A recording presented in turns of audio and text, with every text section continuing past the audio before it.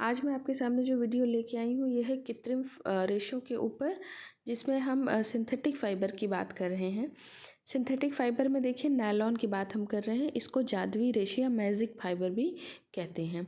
देखिए nylon fibre रासायनिक विधि से सिंथेसाइज किए जाते हैं, यानी जो नायलॉन के रेशे हैं ये रासायनिक विधि से बनाए जाते हैं। ये क्या होते हैं? पॉलीअमाइड होते हैं। ये अक्सर क्वेश्चन पूछता है एग्ज़ाम में कि नायलॉन क्या है? पॉलीअमाइड होते हैं। 1935 में देखिए hexamethylene diamine and adipic acid से रेशा बनाया गया।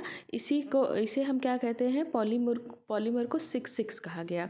तो ये कंपाउंड कई बार पूछ लेता है कि नायलॉन किन रासायनिक कंपाउंड से मिश्रण से बनाया गया है।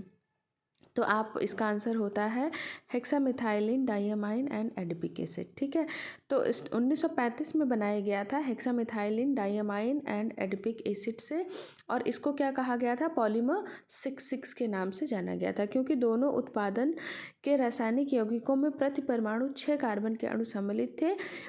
उस समय यह 6,6 पॉलीमर उत्तम तंतु सिद्ध हुआ था, है ना। 6,6 क्यों कहा गया था? क्योंकि रासायनिक यौगिकों में प्रति परमाणु 6 कार्बन के अणु सम्मिलित थे, तो इसीलिए उसको उस समय पॉलीमर 6,6 के नाम से वो जो है इसका 6,6 नाम दिया गया था, और इसको उत्तम तंतु भी कहा गया था। इस पदार्थ को बाद में नायलॉन का नाम दिया गया। तो सबसे पहले नायलॉन को किस नाम से जानते थे? पॉलीमर 6,6 के नाम से जानते थे, और इसके जो यौगिक थे वो हेक्सामिथाइलिन डाइअमाइन और एडिपिक एसिड थे। बाद में इसका नाम जो है नायलॉन रखा गया। नायलॉन का संगठन प्रोटीन के समान होता है, अतः इस तंतु की विशेषताएं कैसी होती हैं? ऊन और रेशम के समान होती हैं, क्योंकि इसका बेसिक कंपोनेंट क्या होता है? प्रोटीन के समान होता है। ठीक है, एग्जाम्पल में जैसे होजरी के जितने भी वस्त्र होते हैं वो कैसे बने होते हैं? नायलॉन के तंतु से बने होते हैं। मेथड क्या है? निर्माण विधि क्या होती है नायलॉन की? हाइड्रोजन, नाइट्रोजन, ऑक्सीजन और कार्बन से मिलकर ये बना होता है। नायलॉन 6,6 बनने की 4 मुख्य अवस्थाएं होती हैं। देखिए सबसे पहले क्या करते हैं? हम नए पदार्थ को तैयार करते हैं, यानी 2 केमिकल जैसा कि बताया था आपको कि हेक्सामिथाइलिन डाइअमाइन और एडिपिक एसिड, इन सबको मिला के, इन दोनों को मिला के हम क्या करते हैं? नायलॉन सॉल्ट तैयार करते हैं। फिर देखिए हेक्सामिथाइलिन डाइअमाइन का एक परमाणु जो है वो एडिपिक एसिड के एक परमाणु से मिलता है, और हेक्सामिथाइलिन एडिपामाइन यानी हेक्सामिथाइलिन एडिपामाइड बनाता है। यह एक नया पदार्थ होता है जिसमें सीधी श्रृंखला के परमाणु प्राप्त होते हैं।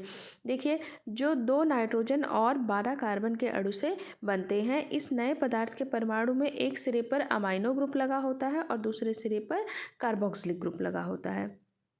फिर देखिए कंडेंसेशन एंड पॉलीमराइजेशन, ये दूसरी प्रक्रिया है। पहली प्रक्रिया क्या होगी? सबसे पहली नायलॉन निर्माण की प्रक्रिया में सबसे पहले हम नायलॉन सॉल्ट का निर्माण करते हैं। तो ये बता दिया आपको कि नायलॉन सॉल्ट किस तरीके से बनेगा।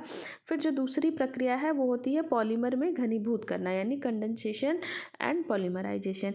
तो इस नए पदार्थ को या नायलॉन सॉल्ट को ऑटोक्लेव में क्या करेंगे? गर्म करेंगे, जिसमें सभी नाइट्रोजन व कार्बन के अणु आपस में कतार में व्यवस्थित हो जाते हैं। गर्म करने से क्या होगा? नाइट्रोजन और कार्बन के अणु एक सीधी श्रृंखला में आ जाएंगे। अब देखिए कहते हैं गर्मी से इस पदार्थ के छोटे छोटे कण मिलकर लंबी लंबी श्रृंखला यानी फ्लेक्स में परिवर्तित हो जाते हैं, जिसको हम क्या कहते हैं? बहुलक, या इंग्लिश में इसी को हम पॉलीमर कहते हैं। ठीक है, अब देखिए तीसरा जो है वो पॉलीमर चिप्स को पिघलाना व फिलामेंट का रूप देना। अब यही जो पॉलीमर, ये जो फ्लेक्स या चिप्स जो बने हैं, इसी को हम क्या करेंगे? मेल्ट कराएंगे, अपनी पिघलाएंगे, और इसी से फिर हम क्या करेंगे? फिलामेंट यानी क्या बना लेंगे? लंबे लंबे रेशे बनाएंगे। देखिए इन फ्लेक्स, इस प्रक्रिया को स्पिनिंग ऑफ फाइबर भी कहते हैं। देखिए इन फ्लेक्स को पिघलाकर एक काटने के यंत्र से बने छोटे छोटे छिद्रों द्वारा, जिसे स्पिनरेट कहते हैं, बाहर निकाला जाता है। तो सबसे पहले जैसे स्पिनरेट को आप छन्नी की तरह समझ सकते हैं कि जिसमें छोटे छोटे छेद होते हैं। एक समझ सकते हैं कि ये लिक्विड इस तरीके का होता है कि इसे प्लास्टिक को पिघला के हमने क्या किया? एक सेमी लिक्विड टाइप का बनाया जैसे प्लास्टिक को आप पिघलाते हैं, और उसके बाद उसको ऐसे स्पिनरेट एक ऐसा यंत्र होता है जिसमें छिद्र होते हैं। तो उस छिद्र में जब उस पिघली हुई प्लास्टिक को आप डालते हैं तो लंबे लंबे जो धागे हैं वो खिंच जाते हैं, है ना। और यही धागे जो होते हैं, यही फिलामेंट क्या होते हैं, इन्हीं फिलामेंट से नायलॉन के जो रेशे हैं वो तैयार होते हैं, ठीक है। तो स्पिनरेट कहते हैं, इसको बाहर निकालते हैं। जैसे ही ये रेशे यंत्र से बाहर निकलकर हवा से स्पर्श करते हैं वैसे ही ये ठोस बन जाते हैं, ठीक है, और रेशों का निर्माण करते हैं। जैसे आप इसको ऐसे समझ सकते हैं जैसे सेव की मशीन होती है ना। तो आप क्या करते हैं, सेव को थोड़ा प्रेस करते हैं, लेकिन यहाँ पर क्या करना है, उस मशीन में स्पिनरेट में छोटे छोटे छिद्र होते हैं जिसमें जब आप पिघली हुई ये जो रासायनिक मिश्रण है उसको डालते हैं तो उस छेद से लंबे लंबे धागे बन जाते हैं, और वो धागे जैसे ही हवा के संपर्क में आते हैं तो वो क्या हो जाते हैं, ठोस हो जाते हैं और रेशों का आकार ले लेते हैं, ठीक है। फिर देखिए लास्ट जो होती है वो होती है फिलामेंट की ठंडी बटाई, है ना। तो खींचने की प्रक्रिया द्वारा या ठंडी अवस्था में खींचकर किसी मौलिक लंबाई को करीब 2 से 7 गुना तक लंबाई में खींचकर परिवर्तित कर दिया जाता है। इसी को हम ड्राइंग ऑफ द फाइबर भी कहते हैं, है ना, क्योंकि खींचते हैं हम उसको। तो क्या करेंगे, खींचने की प्रक्रिया इसको हिंदी में बोलते हैं या ड्राइंग ऑफ फाइबर बोलते हैं। फिलामेंट की ठंडी बटाई भी इस अवस्था को कहते हैं। तो जैसे ही वो अब अवस्था में आएगा, मतलब उसको स्पिनरेट से जो रेशा निकलेगा वो हवा के संपर्क में आके क्या हो जाएगा, ठोस रूप ले लेगा। तो अब जब ये ठंडा हो जाएगा तो हम इसको खींच कर इसकी मौलिक लंबाई को करीब 2 से 7 गुना तक बड़ा कर देते हैं। खींचने से क्या होता है, ये बढ़ जाता है और ये टूटता नहीं है ना। तो इसकी जितनी बेसिक लंबाई होती है उससे 2 से 7 गुना तक हम इसको बड़ा कर देते हैं, और अब नायलॉन का मजबूत, अधिक लोचमे व अधिक नर्म धागा जो है वो तैयार हो जाता है। तो इस तरीके से हम देख रहे हैं, बहुत इंपॉर्टेंट बात है, बहुत ज़्यादा इससे क्वेश्चन पूछे जाते हैं। सबसे पहला क्वेश्चन कि मैजिक फाइबर किसे कहते हैं, तो नायलॉन को कहते हैं। फिर पूछते हैं कि मैजिक फाइबर के यौगिक कौन कौन से होते हैं, तो हेक्सामिथाइलिन, डाइअमाइन और एडिपिक एसिड से मिलके बनता है। इसको पॉलीअमाइड भी कहीं अगर दिया होगा तो वो भी सही आंसर होता है। शुरू में इसका नाम 1935 में जब ये बना तो इसका नाम क्या था, इसका नाम जो है वो रखा गया था पॉलीमर 66 के नाम से हम इसको जानते थे। बाद में इसका नाम जो है वो नायलॉन कर दिया गया, ठीक है। इसके बेसिक कंपाउंड जो होते हैं वो कार्बन, हाइड्रोजन, ऑक्सीजन और नाइट्रोजन होते हैं, जो कि प्रोटीन रेशों के बेसिक कंपाउंड होते हैं। इसी वजह से इनके जो गुण होते हैं वो ऊन और रेशम की तरह होते हैं।